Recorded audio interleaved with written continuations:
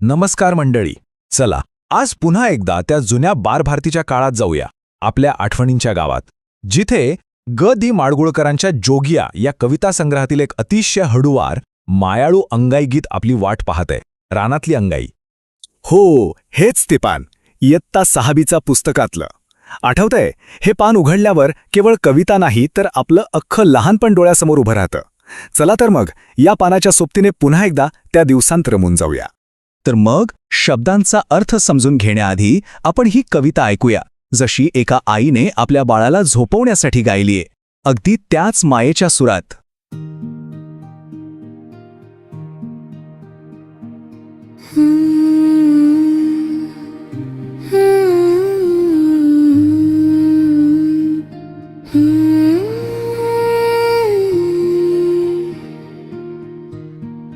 झोपडीच्या झापांभोर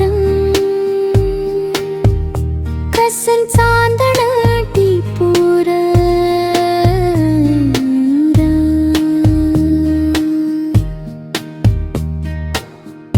वाऱ्या संग हे लावतो उभ्या चिंचेचा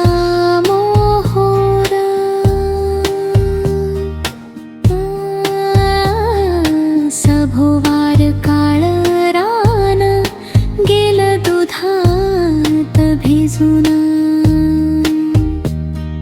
रानवेलींची लेकर त्यास चाटती विजून.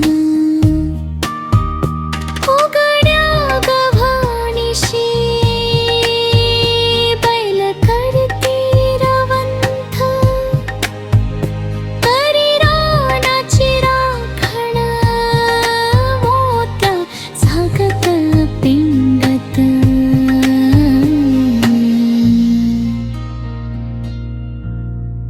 बाळा दमून भागून तुझं वडील झोपलं, नको करू किरकिर झोप उगीच मोडलं.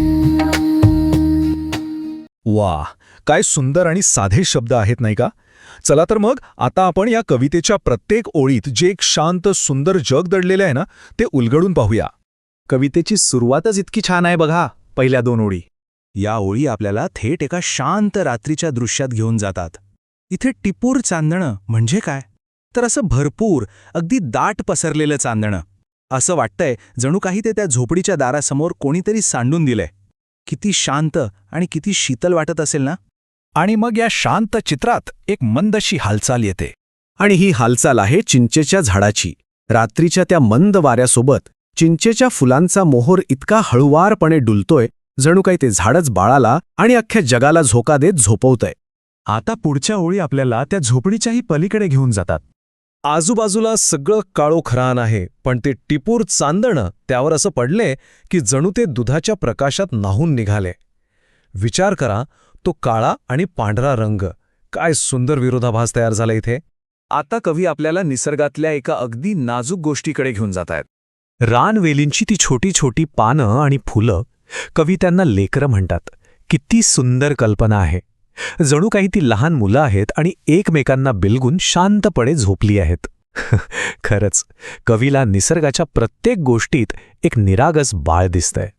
आता या शांत दृश्यात घरातल्या मुक्या प्राण्यांचा समावेश होतो. त्या उघड्या गव्हाणीजवळ बैल शांतपणे रवंथ करत आहेत. दिवसभर शेतात राबल्यानंतर आता तेही आरामात आहेत. बघा, सगळीकडे कशी एक शांतता पसरली आहे. आणि हो, या घराचा एक विश्वासू राखणदार सुद्धा आहे बरं का. त्याचं नाव आहे मोत्या. तो घराची आणि रानाची राखण तर करतोय, पण त्यालाही झोप काही आवरत नाहीये. तो जागता पेंगता आहे, म्हणजे जागं राहता राहता डुलक्या घेतोय. किती खरं आणि अगदी डोळ्यासमोर उभं राहणारं चित्र आहे. आतापर्यंत आपण बाहेरच्या शांत जगाचं वर्णन पाहिलं. आता कवी आपल्याला झोपडीच्या आत घेऊन जात आहेत. आणि आता आई आपल्या बाळाकडे वळते. ती त्याला अगदी हळू आवाजात समजावते की बघ बाळा, तुझे वडील दिवसभर काम करून किती थकले आहेत आणि आता ते शांत झोपले आहेत. आणि मग ती बाळाला एक शेवटची प्रेमळ विनंती करते. ती म्हणते, बाळा, आता रडू नकोस, किरकिर करू नकोस, नाहीतर त्यांची शांत झोप मोडेल. या एका साध्या विनंतीत किती माया, किती काळजी आणि किती प्रेम दडलेलं आहे, नाही का?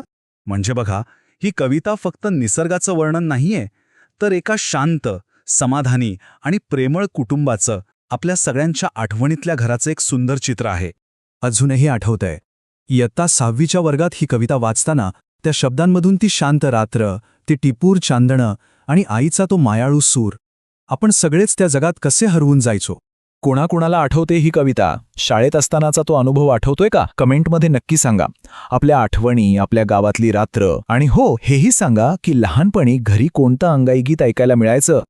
बालभारतीच्या अशाच सोनेरी आठवणी पुन्हा एकदा जगण्यासाठी आमच्यासोबत जोडलेले रहा आणि ही आठवण आपल्या त्या मित्रांपर्यंत नक्की पोचवा ज्यांना आजही ते शाळेचे दिवस खूप आठवतात.